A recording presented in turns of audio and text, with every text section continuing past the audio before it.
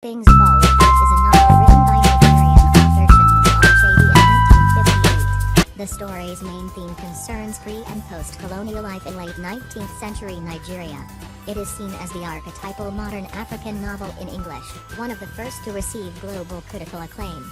It is a staple book in schools throughout Africa and is widely read and studied in English-speaking countries around the world. It was first published in 1958 by William Heinemann Limited in the UK. In 1962, it was also the first work published in Heinemann's African Writers series.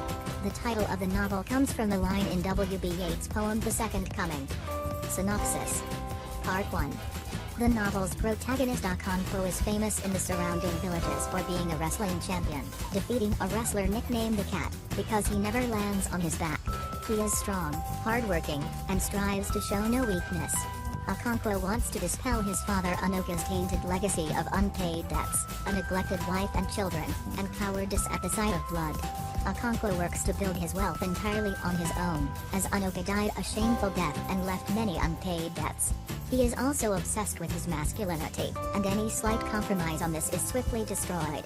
As a result, he is brusque with his 3 wives, children, and neighbors, and is wealthy, courageous, and powerful among the people of his village. He is a leader of his village, and he has attained a position in his society for which he has striven all his life. Okonkwo is selected by the elders to be the guardian of Ikamfuna, a boy taken by the village as a peace settlement between Amuofia and another village after Ikamfuna's father killed an Amuofian woman. The boy lives with Okonkwo's family and Okonkwo grows fond of him. The boy looks up to Okonkwo and considers him a second father. The Oracle of Amuofia eventually pronounces that the boy must be killed. Ezadu, the oldest man in the village, warns Okonkwo that he should have nothing to do with the murder because it would be like killing his own child, but to avoid seeming weak and feminine to the other men of the village, Okonkwo disregards the warning from the old man, striking the killing blow himself even as Ikamfuna begs his father for protection. For many days after killing Ikamfuna, Okonkwo feels guilty and saddened. Shortly after Ikamfuna's death, things begin to go wrong for Okonkwo. His sickly daughter-in-law falls unexpectedly ill and it is feared she may die. During a gun salute at Ezadu's funeral, Okonkwo's gun accidentally explodes and kills Ezadu's son. He and his family are sent into exile for 7 years to appease the gods he has offended. Part 2. While Okonkwo is away in Banta, he learns that white men are living in Amuofia with the intent of introducing their religion, Christianity. As the number of converts increases, the foothold of the white people grows and a new government is introduced. The village is forced to respond with either appeasement or resistance to the imposition of the white people's nascent society. Part 3.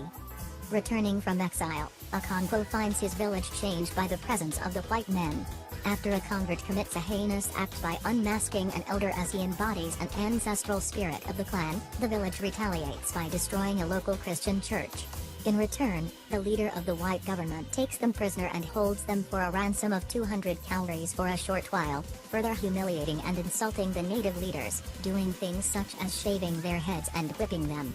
As a result, the people of Amuofia finally gather for what could be a great uprising. Okonkwo, a warrior by nature and adamant about following Amuofian custom and tradition, despises any form of cowardice and advocates war against the white men.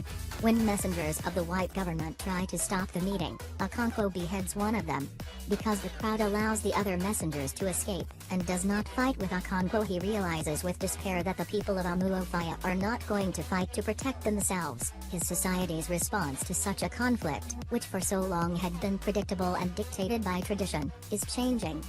When the local leader of the white government comes to Okonkwo's house to take him to court, he finds that Okonkwo has hanged himself to avoid being tried in a colonial court. Among his own people, Okonkwo's actions have tarnished his reputation and status, as it is strictly against the teachings of the Igbo to commit suicide.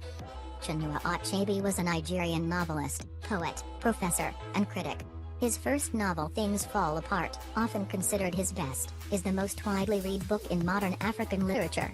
He won the Man Booker International Prize in 2007.